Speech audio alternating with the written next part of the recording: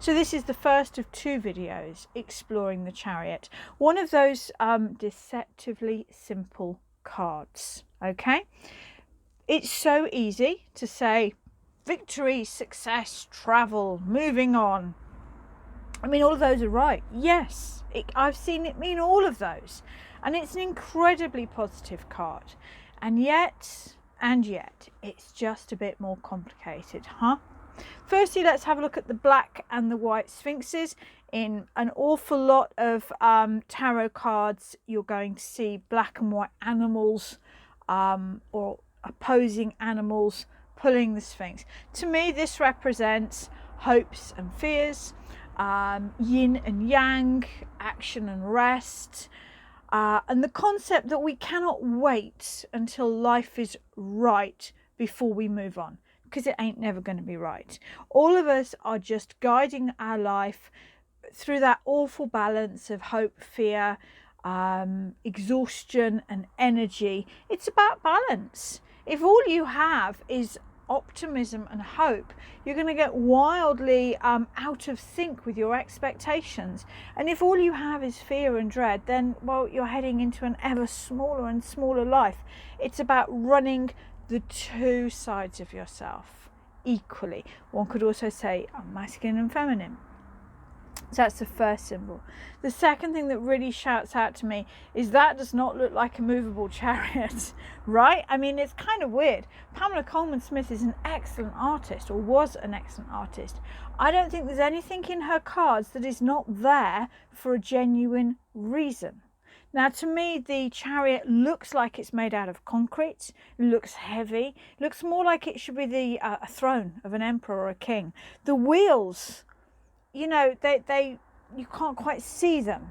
The sphinxes are lying down. Now, yes, in other tarot decks, the chariot seems to have more movement. And if you're reading with another deck, say the Druidcraft deck, then you need to look at the imagery in that deck.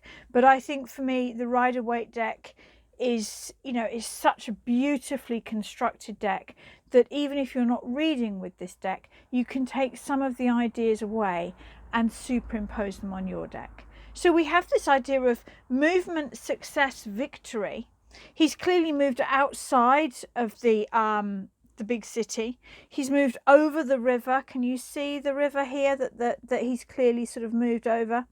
And yet now he's stationary. Now, I am not an astrologer, but when I was studying the tarot, I did look at the astrology to see if it helped me to understand.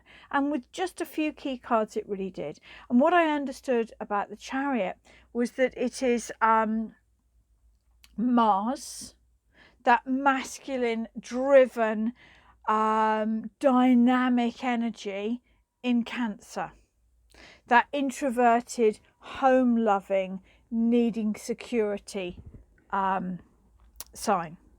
And that to me really sums up the chariot. In terms of age, to me, the chariot is sort of 17 to 21. And, you know, when I look at my daughter's nearly 16, she's heading towards that way. They are keen to push forward. They want to conquer the world. They want to do everything on their own, but they want to bring their washing back. You know, it's like my daughter, I really want to go out with my friends, but will you take me? It's that sort of, I want to leave home, I want to be independent, but I don't want to leave home either. So again, very much linked to the black and the white. I want to be dynamic, but I want to be withdrawn. So that to me is such a key part of the chariot. Really feel into yourself. If you're getting the chariot a lot, yes, it can just mean travel, transport, success, particularly if it's linked with, say, the 6 of Wands or the 8 of Wands or any of those cards.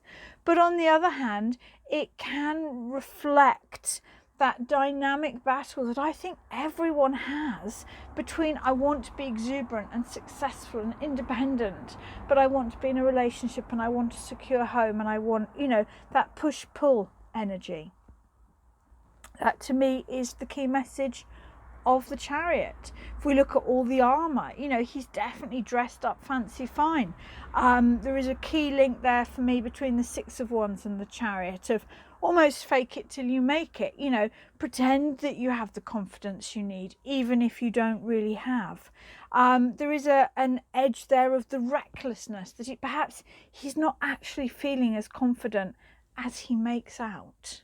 So if this is linked with the Fool, the Knight of Wands, the Knight of Swords, any of those sort of faster moving, dynamic Five of Wands, almost ego-based cards, then there's a sense that maybe you're you're pushing yourself a little bit too far out of your comfort zone.